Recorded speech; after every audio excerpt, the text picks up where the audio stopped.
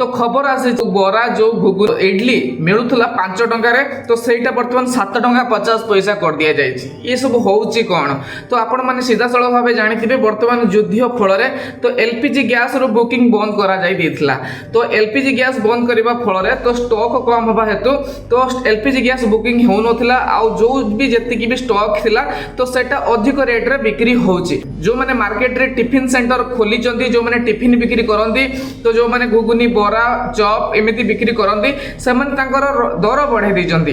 दर माने आपन को देखिबा को मिलिबो 50% इंक्रीज हे जाइछि माने 5 टंका जिंस आपन को 2.5 टंका अधिक करी बिक्री होउची 7 टंका 50 पैसा रे मिलुची। आ एई भली भाबरे समस्या आपन को सामने रे देखा दिबो बहुत कम समय पर्यंत काहे कि ना स्ट्रेट ऑफ हॉर्मुज बाटे देई जो तेलर जहाज आसे भारत को आसे तेल तो से जिंस ईरान आउ अमेरिकार युद्ध पाई तो से रास्ता ईरान बंद कर देथिला आउ से रास्ता बाटे देई भारतर जहाज आसी जाइछि ऑलरेडी आउ जहाज आसीबो भी काहे कि ना भारतर जहाज को केही भी अटके परिबे नाही। आउ एई समस्या किछि दिन पाई आ जो मानको पाखरे तो जो स्टॉक गैस एलपीजी गैस थिला से माने टिके अधिक रेट रे बिक्री करछन्ती। आपण जदी बुकिंग प्रथमे कोन हला ना बुकिंग बंद कर हला तापरे आपण को गैस टा अधिक रेट रे मिलला सेति पई टिफिन सेंटर मानकर भी एई समस्या सेमान जदी अधिक रेट रो गैस किनिबे अब आपण को जो टिफिन टी बिक्री करिबे से माने अधिक टंका न देले तांकर लाभ ही होबनी।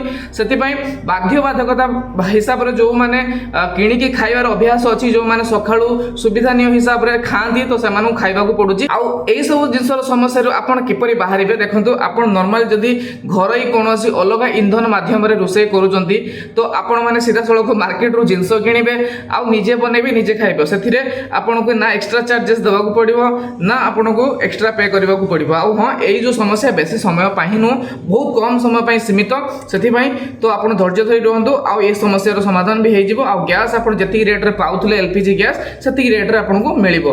रहिला आज्ञा जय जगन्नाथ।